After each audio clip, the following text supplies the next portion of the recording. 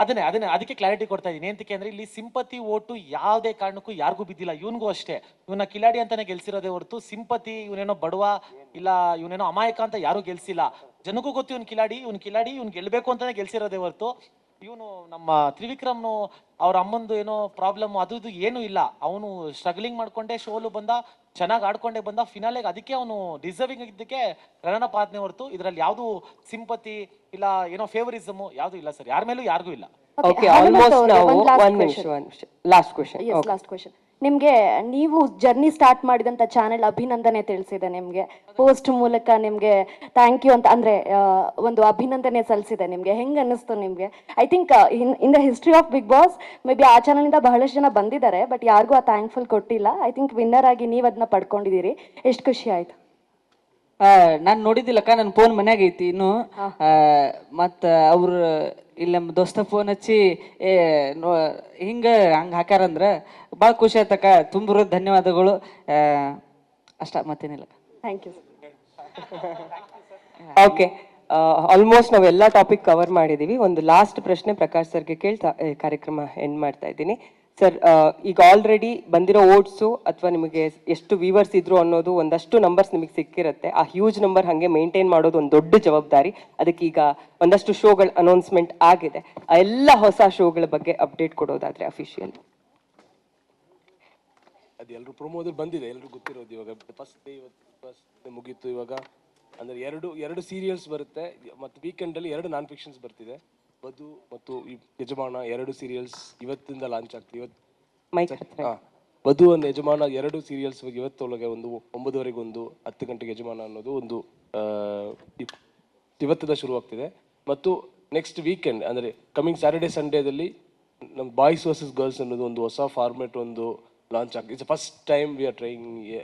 ಅಂದರೆ ಈ ಥರ ಅಂದರೆ ಒಂದು ಕಡೆ ಬಾಯ್ಸ್ ಇರ್ತಾರೆ, ಒಂದು ಕಡೆ ಗರ್ಲ್ಸ್ ಇರ್ತಾರೆ, ಅವರಿಬ್ಬರ ಮಧ್ಯೆ ಕಾಂಪಿಟೇಟ್ ಮಾಡ್ತಾರೆ ಅನ್ನೋದು. It's a biggest conflict in the history.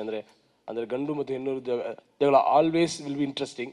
So ಅದನ್ನು ಒಂದು ಎಂಟರ್ಟೈನ್ ಫಾರ್ಮೆಟಲ್ಲಿ ಅದು ಒಂದು ಹೊಸ ಶೋ ಒಂದು ಮಾಡ್ತಾ ಇದೆ. ಅದರಲ್ಲಿ 7:30 ಬರ್ತಿದೆ. ಮತ್ತು 9 o'clock ಮಜಾ ಟಾಕೀಸ್. ನೀವು ಗೊತ್ತಿದ್ದಾಗ ಸಚ್ ಅ ಬಿಗ್ಗೆಸ್ಟ್ ಶೋ ನಮ್ಮ ಕಲರ್ಸ್ ಕನ್ನಡದಲ್ಲಿ ಬಂದಿರೋದು. ಸೊ ಅದು ಲಿಗಸಿಯಿಂದ ಮತ್ತೆ ಅದನ್ನು ಹೊಸ ಸೀಸನ್ ಸ್ಟಾರ್ಟ್ ಮಾಡ್ತಾ ಇದ್ದೀವಿ. ಸೊ 7:30ಗೆ ಬಾಯ್ಸ್ ವರ್ಸಸ್ ಬರುತ್ತೆ, 9 o'clock ಮಜಾ ಟಾಕೀಸ್ ಬರುತ್ತೆ. ಇವತ್ತಿಂದ ವಧು ಮತ್ತು ಯಜಮಾನ 9:30 ಮತ್ತು 10 ಗಂಟೆಗೆ ಬರುತ್ತೆ. This are the 4 shows. Looking very confident. ಎರಡು ಸ್ವಲ್ಪ ನಮ್ಮ ಸಕ್ಸಸ್ನ ಹಂಗೆ ಕಂಟಿನ್ಯೂ ಮಾಡುತ್ತೆ ಅನ್ನೋ ಲೆವೆಲ್ಗೆ ಒಂದು ಕಾನ್ಫಿಡೆಂಟ್. ಒಂದು 4 shows ಇವತ್ತಿಂದ ಸ್ಟಾರ್ಟ್ ಆಗುತ್ತೆ. ನಂದೊಂದು ಪ್ರಶ್ನೆ ಪ್ರಕಾಶ್ ಸರಿಗಿರಿ ಸರ್, ನನಗೆ ಬಿಗ್ ಬಾಸ್ ಧ್ವನಿ ಮಾತಾಡ್ತಿದ್ರಲ್ರಿ, ಅವ್ರು ಸ್ವಲ್ಪ ನನಗೆ ಪರಿಚಯ ಮಾಡಿಸ್ಕೊಡ್ರಿ ಸರ್. ನಿನ್ ಮದ್ವೆ ಕರ್ಕೊಂಬರ್ತಾರ. ಮದುವೆ ಮಂತ್ರ ಅವ್ರ ಬಾಯಾಗ ಹೇಳಿಸ್ಬಿಡ. ಹನುಮಂತ ಈಗ ತಾಳಿ ಕಟ್ಟೋ ಸಮಯ, ಮಕ್ಕಳು ಮುಚ್ಕೊಂಡು ತಾಳಿ ಅಲ್ಲ, ಇದು ತಾಳಿ ಕಟ್ಟೋ ಸಮಯ, ಸೂಕ್ತ ಕಾರಣ ಕೊಡ.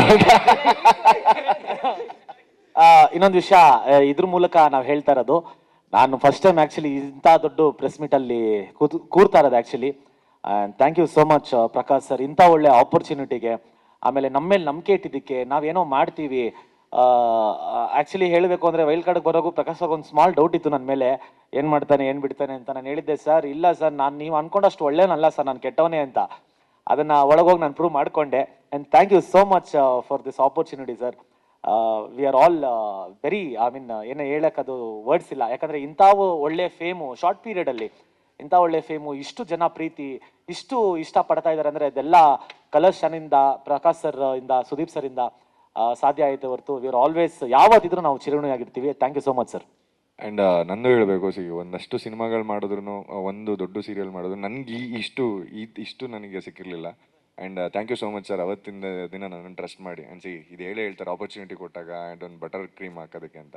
ನೋ ಸರ್, ಈ ವೇದಿಕೆ ನಂಗೆ ತುಂಬ ಕೊಟ್ಟಿದೆ. ಅದು ಗೇಟಿಂದ ಆಚೆ ದಾಟಿದ ಮೇಲೆ ನನಗೂ ಗೊತ್ತಾಗಿದ್ದು. ಏನಕ್ಕೆ ನನಗೆ ಕಪ್ಪೋಗಿದ್ದು ಖುಷಿ, ಬೇಜಾರು ನನಗೆ ಮರ್ತೋಯ್ತು ಅಂತಂದರೆ, ಆಚೆ ಜನ ನೋಡಿದ್ಮೇಲೆ ನಂಗೆ ಮರ್ತೋಯ್ತು. ನಂಗೆ ಏನು ಸಿಗಬೇಕಾಗಿದ್ದು ಅದು ನಿಂಗೆ ಸಿಕ್ತಲ್ಲ ಸಾಕು, ಇಲ್ಲಿಂದ ನಂಗೆ ಬೆಟರ್ ಆಪರ್ಚುನಿಟೀಸ್ಗಳು ಓಪನ್ ಆಗುತ್ತೆ ಅನ್ನೋದು. And thank you for this wonderful opportunity. And ನೀವು ಹೇಳಿದ್ದನ್ನು ನಾನು ಕಂಪ್ಲೀಟ್ ಮಾಡಿದ್ದೀನಿ ಅಂತ ಅನ್ಕೊತೀನಿ. Thank you so much sir, thank you so much. ಧನ್ಯವಾದಗಳು. ಒಂದು ಫೋಟೋ ಆಪರ್ಚುನಿಟಿ ಸರ್ ಟೀಮ್ದು. ಅದಾದಮೇಲೆ ಐಟಿ ವ್ಯವಸ್ಥೆ ಆಗಿದೆ ಎಲ್ರಿಗೂ, ಹಾಗೆ ಮಾಧ್ಯಮದವರಿಗೂ ಕೂಡ ಉಪಹಾರದ ವ್ಯವಸ್ಥೆ ಆಗಿದೆ ಹನುಮಂತ ಅವರಿಗೆ. ಹಾಗೆ ಮಾಧ್ಯಮದವರು ಶೋ ಶುರುವಾದ ದಿನದಿಂದ ಇವತ್ತಿನವರೆಗೂ ಕೂಡ ಅದೇ ರೀತಿ ಜೊತೆಯಾಗಿದ್ದೀರಾ, ಅದಕ್ಕೊಂದು ತುಂಬ ಹೃದಯದ ಧನ್ಯವಾದಗಳು ನಮ್ಮ ಕಡೆಯಿಂದ. ಎಲ್ಲರಿಗೂ ಮಿತ್ರ ಮಾಧ್ಯರಿಗೆ ತುಂಬ ಧನ್ಯವಾದಗಳು. ಏನಾರ ಅಪ್ಪಿತಪ್ಪಿ ಮಾತಾಡದಲ್ಲಿ ಹೊಟ್ಟೆ ಹಾಕರಿ. ಅಷ್ಟು ಹೇಳಿ ನನ್ನ ಮಾತನ್ನು ಮುಗಿಸ್ತೀನಿ. ಜೈ ಹಿಂದ್, ಜೈ ಕರ್ನಾಟಕ ಮಾತೆ. ಇದು ಬಿಗ್ ಬಾಸ್ ಸೀಸನ್ ಅಥವಾ ಹೊಸ ಅಧ್ಯಾಯ ಮುಗ್ದೈತಿ, ಇನ್ನೊಂದು ಹೊಸ ಅಧ್ಯಾಯ 12ಕ್ಕೆ ಬರ್ತೈತಿ. ಥ್ಯಾಂಕ್ ಯು, ಧನ್ಯವಾದಗಳು. ಆ್ಯಂಡ್ ಇನ್ನೊಂದು ವಿಷಯ ಹೇಳಬೇಕು, ನಾನು ಒಳಗಿದ್ದಾಗ ನನಗೆ ಹಲವಾರು ವಿಷಯಗಳು ಗೊತ್ತಿರಲಿಲ್ಲ. ಅದೇನೋ ನಂದೇನೋ ಸ್ಪ್ರೆಡ್ ಆಗಿತ್ತು ಅದು ಇದು ಅಂತ. ದಯವಿಟ್ಟು ಗೊತ್ತಿಲ್ದಿರೋ ವಿಷಯ ಅಕಸ್ಮಾತ್ ಏನಾದರೂ ಇದ್ರೆ ಡೈರೆಕ್ಟಾಗಿ ನನ್ನ ಹತ್ರನೇ ಬರ್ರಿ, ನಾನೇ ಮಾತಾಡ್ತೀನಿ. ಯಾಕಂದರೆ ಗೊತ್ತಿಲ್ಲದೆ ಅದಕ್ಕೆ ಹೇಳ್ತಾರೆ. ಅದಲ್ಲ, ನಾನು ಹೇಳ್ಬಿಡ್ತೀನಿ. ಅದಕ್ಕೆ ಹೇಳ್ತಾ ಇದ್ದೀನಿ. ಏನಾದರೂ ಅಕಸ್ಮಾತ್ ವಿಷಯ ಕ್ಲಾರಿಟಿ ಬೇಕು ಅಂದ್ರೆ ನನ್ನ ಹತ್ರ ಕೇಳ್ರಿ. ಕೆಟ್ಟದಾಗ್ಲಿ ಒಳ್ಳೇದಾಗ್ಲಿ ತುಂಬಾ ಕ್ಲಿಯರಾಗಿ ಕ್ಲಾರಿಟಿ ಕೊಡ್ತೀನಿ ನಾನು. ಅದನ್ನೇ ಹೇಳ್ತಾ ಇದೀನಲ್ಲ, ನನಗೆ 108 ಎಕ್ಸವ್ರೆ ಯಾರು ಅಂತ ಗೊತ್ತಾಗಿಲ್ಲ. ಅದನ್ನೇ ಹೇಳ್ತಾ ಇದೀನಲ್ಲ ನಾನು.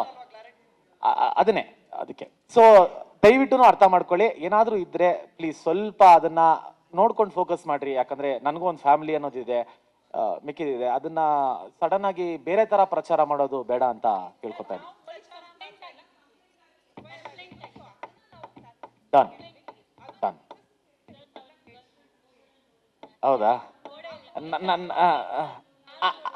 ಆಚೆ ನಾನೇ ತೋರಿಸ್ತೀನಿ ಬಂದ್ರೆ. ಅದಕ್ಕೆ ಥ್ಯಾಂಕ್ ಯು.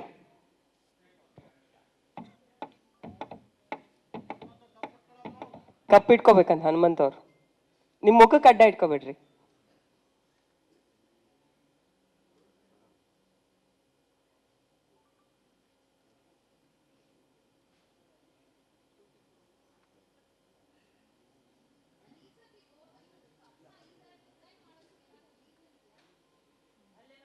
ಅದನ್ನೇ ಹೇಳ್ತಾ ಇದೀನಲ್ಲ, ನನಗೆ 108 ಎಕ್ಸವ್ರೆ ಯಾರು ಅಂತ ಗೊತ್ತಾಗಿಲ್ಲ. ಅದನ್ನೇ ಹೇಳ್ತಾ ಇದೀನಲ್ಲ ನಾನು.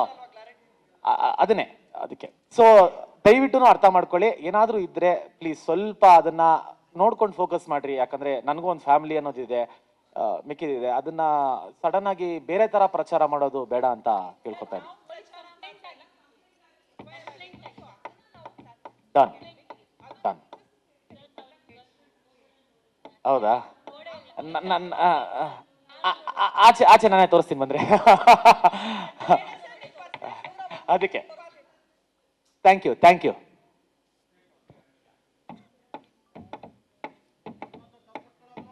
ಕಪ್ಪಿಟ್ಕೋಬೇಕಂತ ಹನುಮಂತ್ ಅವ್ರು, ನಿಮ್ಮ ಮುಖಕ್ಕೆ ಅಡ್ಡ ಇಟ್ಕೋಬೇಡ್ರಿ.